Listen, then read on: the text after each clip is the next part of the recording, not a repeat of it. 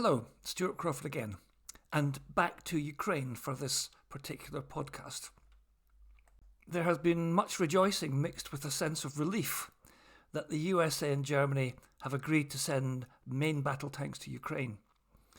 Although the numbers are relatively small, about 14 Leopards from the Germans initially with the promise of more to come, plus 31 M1 Abrams from the USA, taken together with the 14 Challenger 2s already promised by the UK, they will be a welcome addition to Ukraine's tank fleet.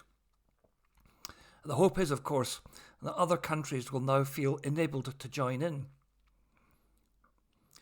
This is good news and will allow Ukraine to sustain its struggle against the Russian invaders. But before the Ukraine armed forces are able to contemplate mounting a proper strategic offensive to throw their enemy out of their territory, some other military equipment which Zelensky has been asking for also needs to be sent to Ukraine.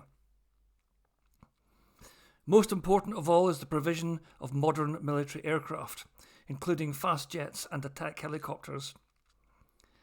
Ukraine's Air Force presently fields mainly Russian-built models and is heavily outnumbered by its enemy's inventory. Being able to secure at least local air superiority is an essential prerequisite for the sort of armoured manoeuvre warfare that would come with a spring or summer offensive. The obvious candidate to boost the Ukrainian fast jet force is the American F-16 Fighting Falcon. This is a single-engine, highly manoeuvrable, supersonic, multi-role tactical fighter aircraft.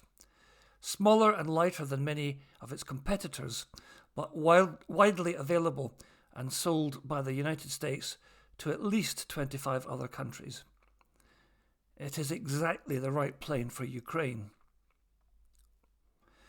Also required by the Ukrainian armed forces are more long-range precision artillery and missile systems.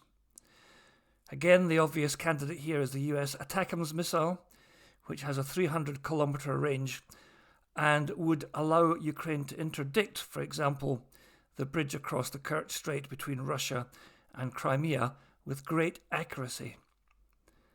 An additional advantage here is that it can be launched from the GMLRS and HIMARS equipments already in service with the Ukrainian army.